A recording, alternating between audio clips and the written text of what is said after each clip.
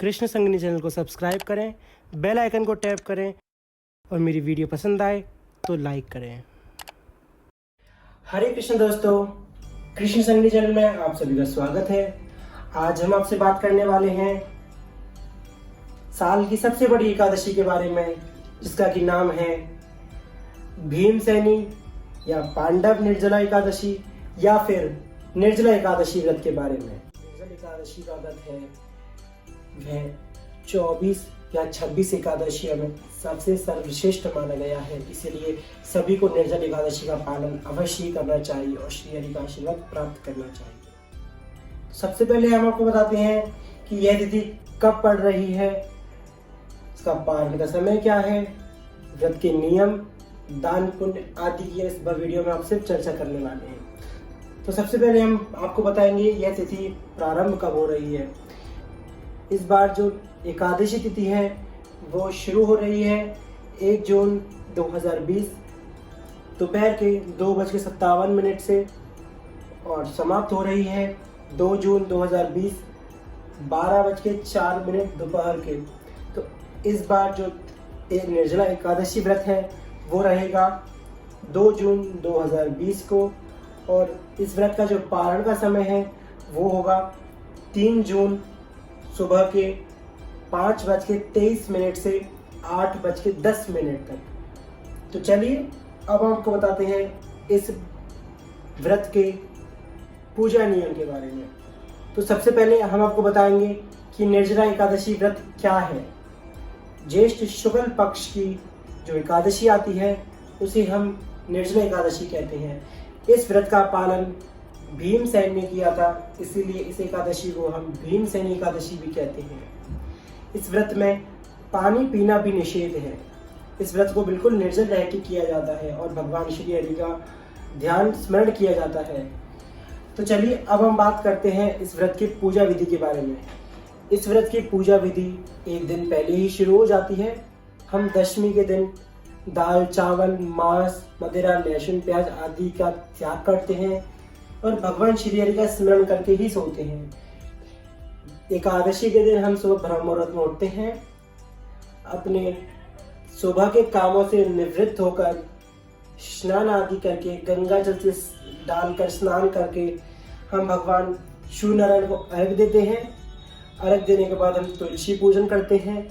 तुलसी पूजन के बाद हम जो डेली की जो पूजा होती है वो करते हैं। फिर हम करेंगे एकादशी व्रत का पूजन। तो एकादशी व्रत के पूजन में हम सबसे पहले एक चौकी लगाएंगे। चौकी पर हम पीला वस्त्र बिछाएंगे। पीले वस्त्र के बाद हम भगवान श्री हरि नारायण की मूर्ति स्थापित करेंगे। अगर आप बस मूर्ति नहीं है तो आप भगवान लड्डू गोपाल का पूजन कर सकते हैं, युगल जोड़ी का पूजन कर सकते हैं, राधा कृष्ण का पूजन कर सकते हैं, राम दरबार का पूजन कर सकते हैं। भगवान शालिग्राम का पूजन तो विशेष निर्जला एकादशी में बहुत विशेष है। तो भगवान शालिग्राम श्री हरिनारायण का पूजन आप निर्जला एकादशी विशेष रूप से करिए। भगवान लड्डू गोपाल आदि समस्त देवी देवताओं को आप पंचामृत से स्नान कराएं। उसके बाद आप उनको गंगा जल से स्नान कराएं। गंगा जल से स्नान कराने के बाद आप उनको जनेऊ चढ़ाएं। आप उनको मौली का वस्त्र पर चढ़ाएं। उसके बाद भगवान को आप केसर अष्टगंध युक्त चंदन से तिलक करें। श्री हरि माता लक्ष्मी को आप रोली का तिलक करें। भगवान को पीले पुष्प अत्यंत प्रिय हैं, उनको पीले पुष्प चढ़ाएं, उनकी माला अर्पित करें। माता लक्ष्मी को लाल पुष्प चढ़ाएं। उसके बाद आप एकादशी महात्म का पाठ करें, निर्जला एकादशी व्रत की कथा कहें। उसके बाद अगर आप पर समय है तो आप श्रीमद् भागवत गीता का पाठ करें। समय नहीं है तो आप विशेष रूप से गीता के 4, 7, 15, 18 इन चारों में से आप किसी भी एक अध्याय का पाठ कर सकते हैं। इसका पाठ करने के बाद आप एक श्री हरि के मंत्र की माला कीजिए। श्री हरि का मंत्र है ओम नमो भगवते वासुदेवाय नमः या फिर ओम विष्णवे नमः। इन दोनों मंत्रों में से आप किसी भी एक मंत्र से माला कर सकते हैं। तो दिन भर आप भगवान श्री हरि के चरणों में ध्यान लगाए रखें। इस व्रत पेश करने के लिए बहुत शक्ति चाहिए होती है। तो अगर आप संभव हो तो आप इस दिन मौन व्रत भी अवश्य करें, क्योंकि आप बोलेंगे ही नहीं तो आपकी शक्ति भी नहीं जाएगी और भगवान का स्मरण भी आप आसानी से कर पाएंगे।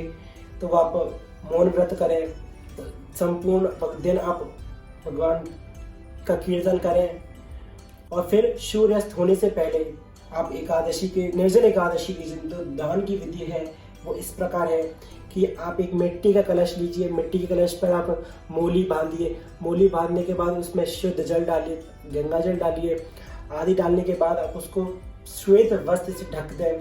ढकने के बाद उस पर आप चीनी रखें, उस पर दक्षिणा रखें, एक पंखा, बींजना कहते हैं जिसको हम देसी भाषा में बींजना आता है मार्केट में, आप वो लाएं, उसको आप भगवान के सामने रखें, फिर आप उसको किसी ब्राह्मण को दान दीजिए।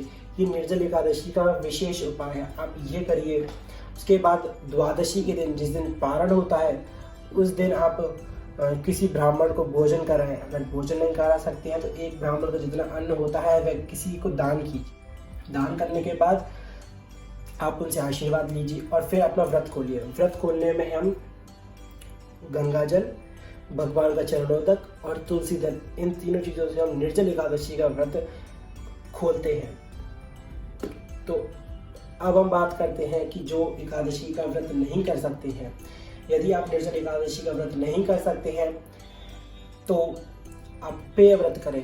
पेय मतलब आप रस पी सकते हैं फलों का, दूध ले सकते हैं, दही ले सकते हैं, आदि चीज़ों को ले सकते हैं। अगर आप पेय व्रत भी नहीं कर सकते हैं तो आप एक समय फलाहार लीजिए। फलाहार, गर्मियाँ हैं तो विशेष प्रकार के फल आ रहे हैं, तो आप इन सब फलों का रस आदि लेकर खा सकते हैं। फल नहीं कर सकते हैं तो आप फलाहार भी ले सकते हैं, समा के चावल, कुटू का आटा, सिंघाड़े का आटा आदि व्रत की चीज़ों को से आप भगवान को प्रसाद लगाएं और आप खाएं।